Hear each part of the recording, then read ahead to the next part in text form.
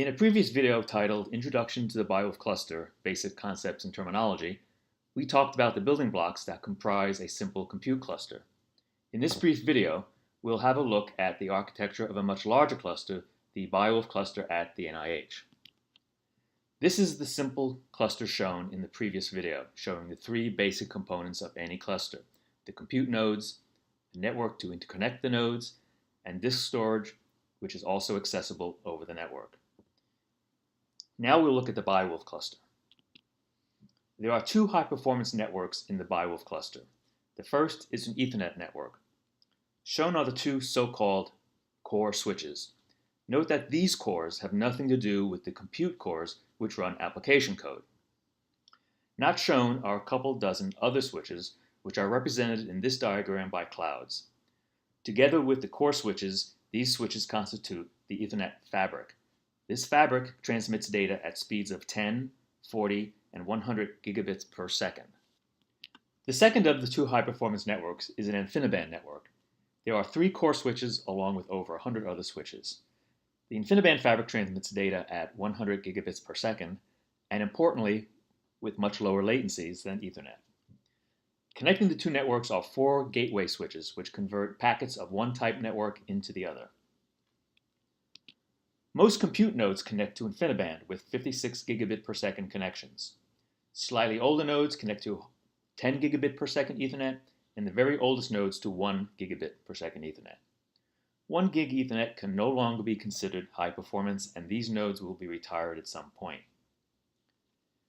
There are three types of storage on the system. NFS file systems connect via 40 gigabit per second Ethernet. This is where home directories reside.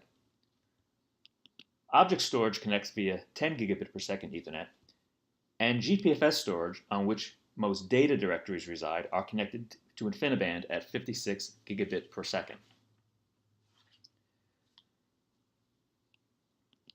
The cluster networks are private networks.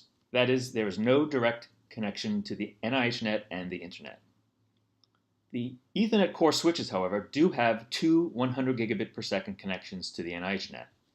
This allows a number of so-called service nodes to have connections to both ClusterNet and the NIH net. Service nodes include the Biowulf login node, data transfer nodes, and the HPC NIH Gov website. So that's a high-level view of the Biowulf cluster architecture. The Biowulf cluster is heterogeneous with respect to its mix of compute nodes. Because this mix changes over time, rather than describe the current types of nodes, we'll see how to determine those types at any given moment.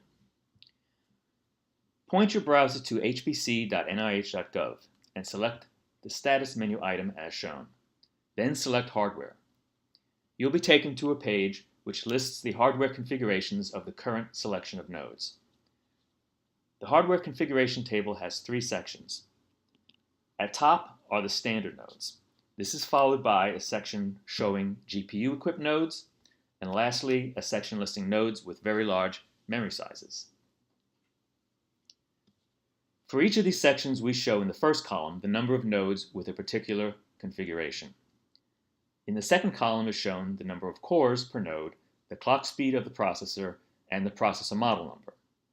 The third and fourth columns show the memory per node and the network connectivity. The last column, Slurm features, refers to the Slurm batch system and will be covered in another video.